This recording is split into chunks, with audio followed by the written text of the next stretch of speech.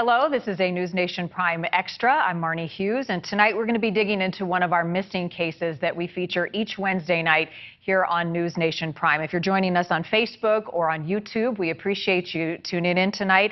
And as we share this story with you, one out of Chicago, we want you to be thinking about any questions that you have or thoughts, and we want to bring you in to be part of this conversation. We've been covering missing cases since last fall, since the disappearance of Gabby Petito on her cross-country journey. And every Wednesday night, we shed light on a case that we think deserves some attention. Many of the cases that we cover come from you, someone that you love, you care about, or a case that you have seen that you think needs more attention and to be talked about. So what we do is we talk to families. We introduce you to those involved. We talk to police, and we stick to the facts, and we present the information and try to further and push forward many of the cases that we cover. This week is a case out of Chicago, and it's two little girls. And you may not have been in Chicago when this happened, but this was a case that garnered national attention. These two girls disappeared 21 years ago, and their family, as any family would do, has not stopped fighting to learn what happened to them and to get answers in this case. So right after this story airs, stick around. Kelly Beeson, the reporter, will be joining me live, and we'll also be talking with you about the status of this case and where these little girls are. Here tonight is Kelly Beeson. People send messages pertaining to, any tips or anything. 2 decades later, Shalia Bradley Smith is still monitoring tips for any information about her great nieces, Tionda and Diamond Bradley, ages 10 and 3 when they disappeared in 2001. Time barely dulling the grief. And see, what people don't realize is it's been 21 years, but to us, we're stuck in 2001. Their mother, Tracy, left their Chicago apartment with her boyfriend in the early hours of July 6th. When she returned home from work around 11 a.m., the girls were gone. A note said they had gone to the store in the park, but the family says the note seemed off. Well, for one, Tionda would not have written a note. Tionda would have called her mom's cell phone. A massive police investigation followed by air, water, and along the railroad tracks. Canine search teams went through empty lots and more than 5,000 abandoned buildings. It was the largest manhunt in Chicago police history. The department threw all the resources they had at the investigation because of the age of the children. Who would have known that those children were in the home alone at that time? Not everybody would have known that. Investigators did find evidence, including a hair matching Tionda's in the trunk of a car, but nothing conclusive enough to make an arrest. There was a couple of people we were focused on in my part of the investigation. Well, unfortunately, we were never able to make anything stick. Anything that we could go to the state's attorneys with, we just were never able to do it. Through the years, several people have come forward claiming to be the girls, including a Texas woman on Facebook in 2019 who began texting the family. They became suspicious when the text turned aggressive, and then the woman stopped responding. The FBI determined she wasn't Tionda. And the letdown used to be it's still a letdown. It's always a letdown. The family holds a vigil every year, making sure Tionda and Diamond's case doesn't fade from memory. Just because it's a cold case, it shouldn't be a forgotten case. We love you, Tionda and Diamond! Here it is, 21 years later.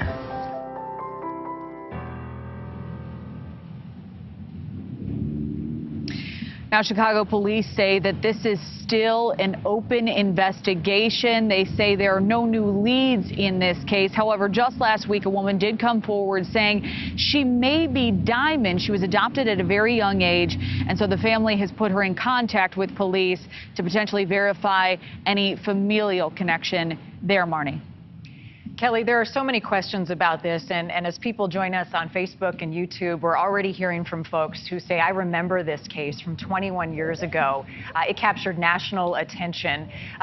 Focusing on it all these years later, though, many wonder what these girls may look like. And so police have offered some information, and that is part of the investigation, as they often do in cases that a lot of time has passed, age progression photos. So we want to share for folks at home what police say these girls may look like tonight as we talk to Kelly and also to you at home about this. Kelly, first of all, a couple of things that stood out to me. One was the car and Tionda's hair that they believed was in that car. Did police say who that car belonged to, and how did that play into the investigation early on? They did, Marnie. They said that that car belonged to Tracy's boyfriend. Tracy is the mother of the two girls. Now, they say that hair could have gotten in the trunk a variety of ways, and there was never enough evidence in this case to name that boyfriend as a suspect, Marnie. Well, the other thing, too, Kelly, is the note that was left behind in the apartment. And the aunt said that it just didn't seem right. She said it seemed off. Do they know for a fact that it was written by Tionda?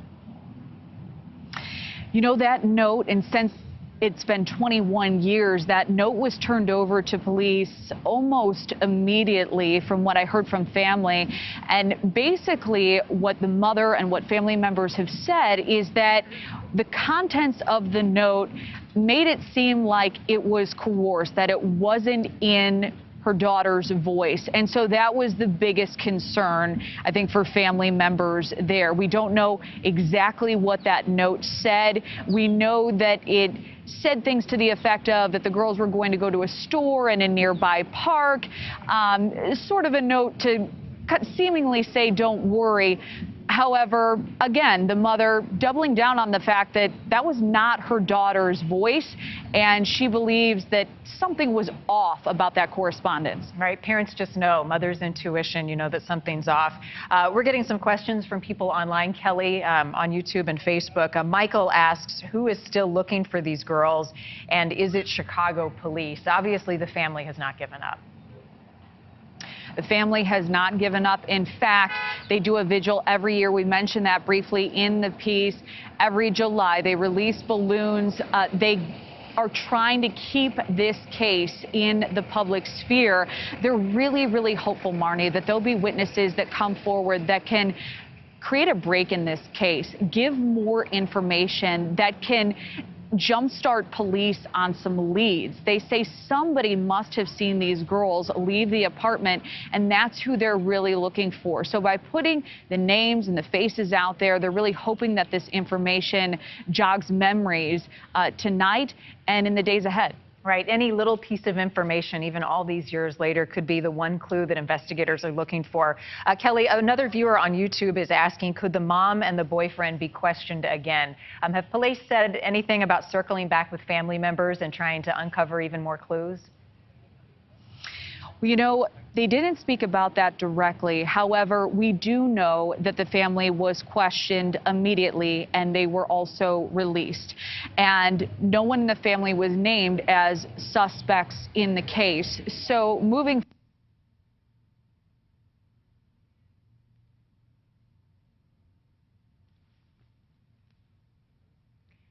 All right. I believe it took me a second to know if I was losing Kelly's audio or if we all were. I think we all were for a moment. So let me update you on what we know at this point of these two little girls who went missing in Chicago in 2001. Their names are Tionda and Diamond Bradley. They were 10 and 3 years old, and the pictures on your screen now, that is what they may look like today, all these years later. Their mother, Tracy, left their Chicago apartment on July 6th, and when she got home, her little girls were gone. And there was a note from Tionda, the older daughter, who said they had gone to the store in the park, and mom and family say that note was off. It just didn't give them any confidence that she wrote it, that it was peculiar to them. A massive police search followed after these little girls disappeared. There were thousands of buildings searched. It was one of the largest searches in Chicago police history. They had canines, officers on the ground and in the air, and still 21 years later, there has been no sign of these two little girls. But it's these cases that is important to highlight, because if this is your family, you will leave no stone unturned to try to find answers as to where they are. I often think that you look at faces of every stranger on the street and you try to find your child, and that's what I imagine this family is going through right now. They hold a vigil for these girls every single year.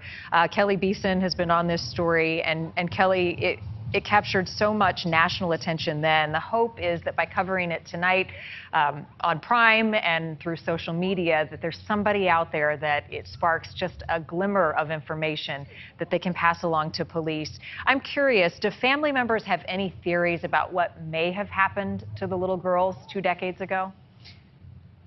You know what they say, Marnie? They don't have any suspect or suspects in mind in this case. However, they also say that they don't believe that the girls left that apartment on their own.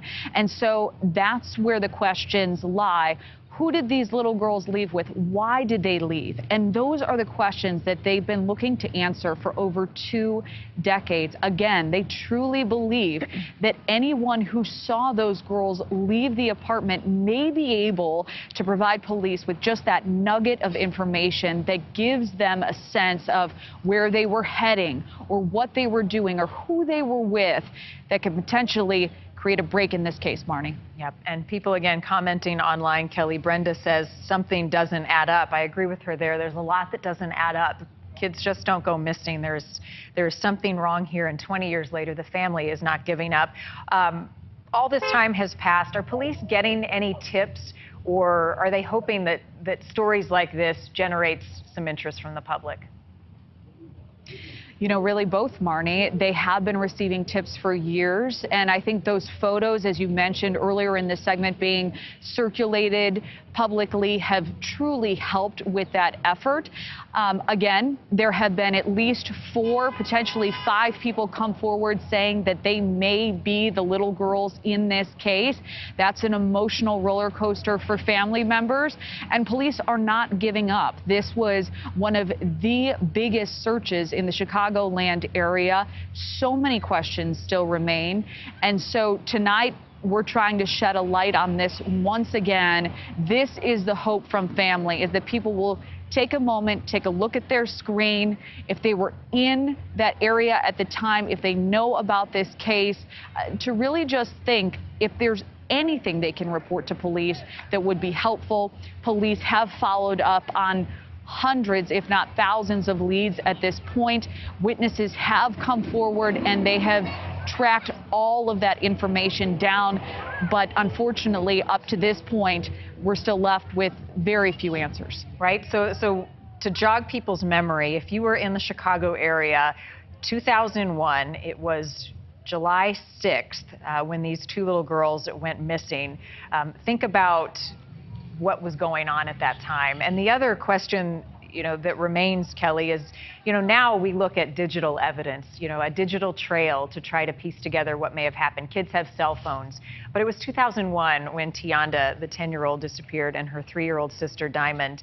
I've got a question from Wayne on Facebook. He's asking if there were any security cameras in the area. I would suspect so now, but in 2001, it wasn't really customary. Did police say?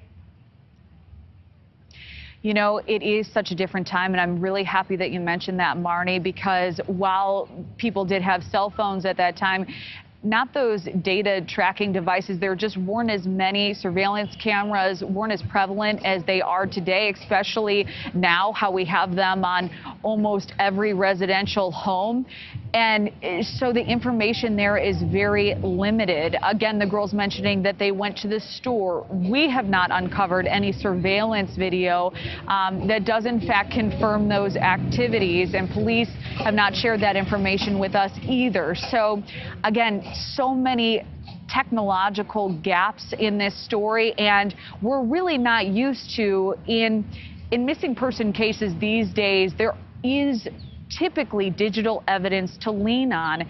But when you're talking about 21 years ago, as you mentioned, that information is a lot more few and far between. Yeah, they hit a roadblock in terms of where they can take that evidence. I want to point out one more thing that was in your story and that we know that police looked into early on, Kelly, and that was finding Tionda's hair in the trunk of a car. And Regina online is asking if you could talk a little bit more about what police detected and if that wasn't enough evidence to really lead them in any direction. You know, it really wasn't, and we did press police on this because, of course, that does sound a bit incriminating when you hear it on its face, but you know, there are a variety of ways that may have happened while the DNA evidence did align with the daughters. One way that may have taken place is the little girl may have put her backpack in Tracy's boyfriend's car on her way to school one day, or she may have placed an object in the trunk that may have had a piece of her hair on it. And so there just wasn't enough evidence, certainly not just that one piece of evidence, to tie Tracy's boyfriend in any way criminally to this case. And of course, police weren't just relying on that fact alone. They had interviewed both Tracy and her boyfriend. They had spoken with family members. There were a number of theories as to what went on during that time and if he could have been involved. However, all of those tips, you know, any information that was given to police was thoroughly vetted. And again, he was never named as a suspect in this case. And 21 years later, this case is still active and open, and a family desperate for answers. Kelly Beeson joining us live in Chicago tonight, 2 decades after Tionda and Diamond Bradley went missing, 10 and 3 years old. Kelly, thank you. If we can, I'd like to put up their age progression photo just one more time for folks at home. If you recognize these 2 little girls, what they would look like today, please call the number that we're going to put up on your screen. You can also contact the local FBI office. There is that number for you, and we really appreciate you taking part in this discussion because it is the more voices around these cases, the more evidence and information and tips police will receive that they can go after and check out and try to bring some answers and closure to families who are desperate to understand what happened to these 2 little girls. And any information in this case is also appreciated by the Chicago Police Department and the local FBI office as well. And just a reminder for you at home, and I've said it many times, that covering these cases is a priority for us. Tionda and Diamond were daughters, they were sisters, they were friends, they were nieces, and every one of these cases is someone's mom or dad, it's their son or daughter, it's their sister or brother, their grandmother or grandfather. They are loved, they are cared about, and people want them home. And so we want to shed light on all of these cases, and we appreciate you as always joining us and our NewsNation Prime team. If you have a case that you think that we should be covering or looking into, it doesn't matter if it happened last week, last year, or 20 years ago, which is the case in this one. Pass it along to us. You can go to newsnationnow.com/missing. You can fill out a submission form, and our team here at NewsNation Prime looks through each and every one, and we want to partner with you to bring some closure and answers to so many families. I want to thank you for joining us on Facebook and YouTube, and we'll see you back here Wednesday night next week for our next missing case.